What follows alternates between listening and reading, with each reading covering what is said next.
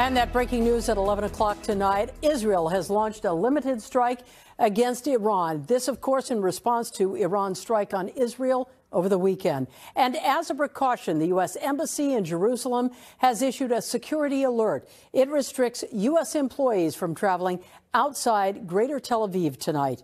NBC4's Robert Kovacic live in the newsroom following the very latest on this. Robert. Colleen, let's give you a timeline here, and that timeline begins on April 1st when an Israeli strike on the Iranian embassy in Syria killed two of Tehran's top generals. Saturday, April 13th, Iran retaliates with more than 300 drones and missiles fired at Israel. Now, almost a week later, the response Israel vowed has happened. We're getting new video showing the airstrikes that Israel carried out inside of Iran tonight. NBC News confirms in the early hours of Friday, Israel carried out a limited military strike against Iran and is currently assessing the strike's effectiveness. What remains to be seen is the intended targets. Are they military installations? Are they nuclear? Are they petroleum facilities? Is it the energy grid? Is it possibly something civilian, though highly unlikely? That, I think, is going to tell us a lot about what the potential fallout and response is going to be. Iran state media reports that air defense systems were engaged in several provinces and that nuclear sites in Isfahan in central Iran are safe. NBC News has also learned that Israeli officials told the United States a response to Iran's attack on Israel was coming. No word yet from the White House to the Israeli response. Hey YouTube world, Harvest is plenty. I hope all is well. Thanks for stopping by to check out the video. Please don't forget to hit the like button, comment, share, and subscribe to the channel if you haven't subscribed as of yet. I'm getting ready to share with you guys some information about some secret plans for World War III that will result in total annihilation of some countries and of a lot of people in this world. Maybe some people that we love. Maybe our family. Who knows? I pray that's not the case. When I first came across the scripture in Ephesians, for we wrestle not against flesh and blood, but against principalities and powers and rulers of darkness, I really didn't understand what that meant back in the day. But now I do. I also know that there are two sides to every story. Looking at it from a different perspective, I see that one side is the lies of Lucifer and his fallen angels and his human agents on earth. And then there's the truth of God. That's the other side. Those who choose to follow Lucifer and his fallen angels and his human agents on earth and believe their lie as the truth, they will not only die the first death, they would suffer the second death as well. But those who follow the truth of God and are covered under the blood of Jesus Christ, though some may suffer the first death, they would never taste the second death. It's important that you guys understand what is being carried out before us and what is getting ready to be orchestrated on this earth. It's very diabolical and very wicked. I'm going to share these things with you guys. I'm going to break it up into maybe 2, 3, or 4 parts. I hope you enjoy. Share the information. It's important that a lot of people know what's going on so we can get prepared for it. I love you guys. Continue to pray without ceasing. If you haven't entered the second covenant with Jesus Christ, please do so before it's too late. Talk to you soon. God bless. You come into this story, you're going to understand exactly why it's important to get all the information, to hold it all into a very fine balance. Now, this is a British person, and he worked in the British military for a number of years. And after he retired from the military, he worked in the City of London in a fairly senior position, in a respected position in the City of London. And for those people watching this video who don't know about the City of London, the City of London is it's like an enclave. It's like a financial enclave in the heart of London itself. Some people consider it almost a little bit like the Vatican. It's very old, it's very ancient. It's the heart of the financial system, not only of Britain, but possibly the world.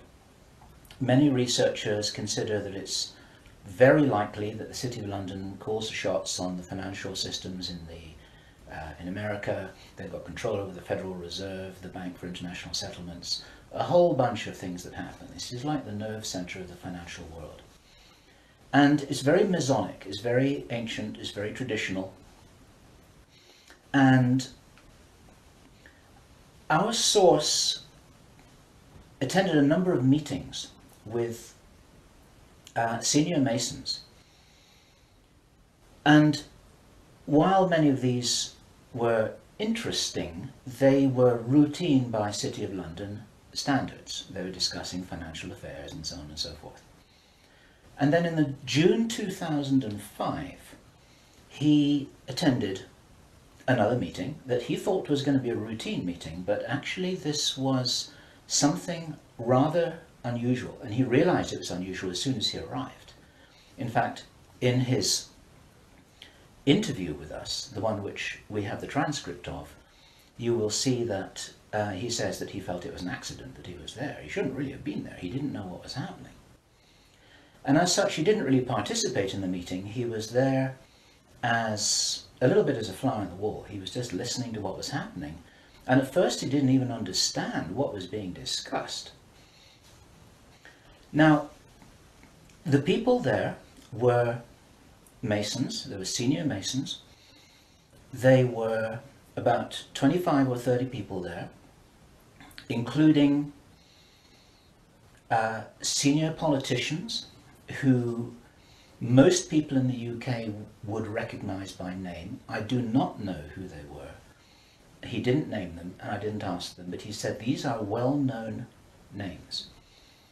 The chief of police was there, representatives from the church, representatives from the military, 25 or 30 people. And as he listened to this story being discussed, it was an informal meeting. It wasn't like at a big table with kind of notepads and water glasses and minutes and an agenda and a chairman. There were just people in a room who were talking about all of this stuff. And what they were talking about was a plan that had clearly been made a long time ago. And what they were discussing was they were discussing the implementation of this plan. They were discussing how things were going, whether they were on track or not. And what, for example, to give a flavor of this, they were discussing between them some of the problems that they had in the implementation of their plan. And as this little presentation continues here, you will realize what the plan was. And I'm going to be revealing this in very much the same way as it was revealed to our witness and as he revealed it to me, bit by bit, step by step. The first thing that he heard was they were talking about the fact that Israel didn't look as if it was getting prepared to attack Iran anytime soon. This was a problem. Even back in June 2005, they were apparently concerned that what it was that was planned on some kind of a timeline wasn't rolling out according to schedule, and this was an issue for them. So that attracted his attention very quickly, because he'd never been in a meeting when this kind of thing was discussed. Then they were talking about China and how powerful China was getting, both militarily and financially, very quickly, and that the Japanese weren't doing what they were supposed to do, which was to interfere in some way with the Chinese financial system. They weren't doing that, and this was another problem because China was getting too strong too quickly. Other things that were discussed were, for example, the coming financial crash, the centralization of resources, everything that we saw starting to happen in October 2008. They were planning that and referring to it in their meeting in June 2005. So there was clearly a rollout of some plan here, and he was quite shocked the more that he heard. And when he really realized what was happening, he was extremely shocked. And one of the reasons why I'm giving this video presentation now is to soften the blow and interpret this a little tiny bit, because it is shocking information. And what I also want to do is I want to try and differentiate out between what it was that he reported, because he'd heard it with his own ears, and what it is that is his speculation and my speculation about how all this fits together. It's very important information. We need to know this stuff. Even though it doesn't look like it's going to be on track, I don't think this will happen. I think that there are a bunch of crazy people there who are extremely determined to do something, and they were in a hurry, and this is important to understand, they were in a rush to try and roll out this sequence of events. Now, what he described is what the sequence of events was. It starts with Israel attacking Iran. Now, this hasn't happened yet. There have been a number of indications that there are forces which are trying to push this into happening. You've only got to follow the news for the last 2 years to realize that the public is being prepared for a justification for this kind of thing. Iran is being set up as being the bad guys that deserve something to happen to them, and so on and so forth. Now, that's going to be the start of what is like the opening gambit in a big chess game. And the plan is to provoke Iran or China to retaliate.